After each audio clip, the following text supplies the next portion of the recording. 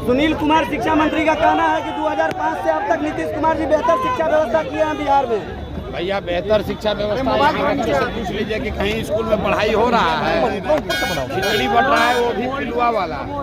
जब कहीं पढ़ाई हो ही नहीं रहा है तो कौन सा शिक्षा व्यवस्था बनाए हैं?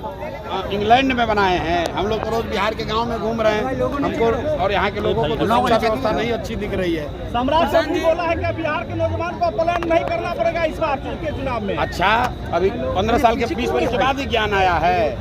20 वर्ष से कहाँ सोए हुए थे? 20 वर्ष से तो मोदी जी का जाप कर रहे थे, बिहार के युवा का ध्यान नहीं था।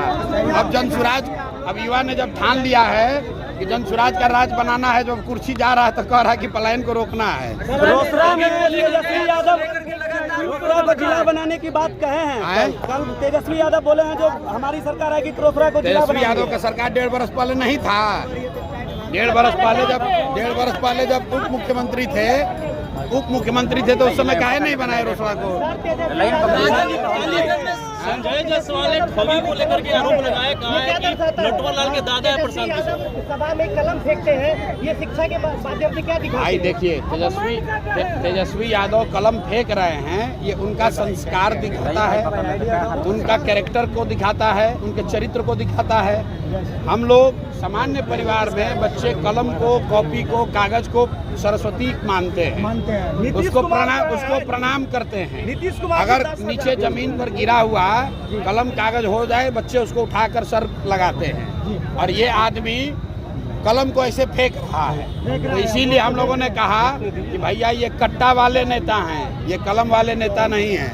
सर, जेडीयू के प्रवक्ता नीरज कुमार बोल रहे हैं कि आपने जितने मंत्रियों पर आरोप लगाया या सांसद पे, उन्हें खुद आके अपना। देखिए, मैं आपको पहले भी, मैंने नीतीश जी के साथ काम भी किया है। नीतीश कुमार जी व्यक्तिगत तौर पर बिल्कुल ईमानदार व्यक्ति हैं, और चूंकि वो शारीरिक मानसिक तौर पर थक गए हैं तो अगल बगल का जितना मंत्री अफसर है वो लूट रहा है। तो हमने कल उनका दस्तावेज जारी किया है।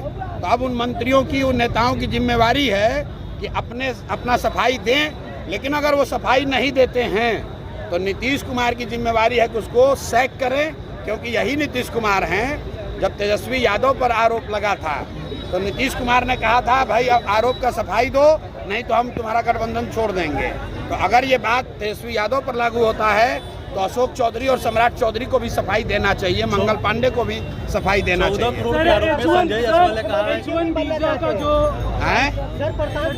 H1 का जो हाई प्राइस, प्रशांत किशोर मुख्यमंत्री बनना इसलिए नहीं चाहते हैं कि प्रशांत किशोर पहले बिहार के युवाओं का जीवन सुधारने का संकल्प लेकर आए हैं। हमारे मुख्यमंत्री बिहार में तो कोई ना कोई मुख्यमंत्री हर समय है, लेकिन बिहार के युवाओं को बिहार से बाहर 10-12 हज़ार के लिए मजदूरी न करने जाना पड़े, ये जरूरी है। प्रशांत किशोर बने ना बने उससे कोई फर्क नहीं।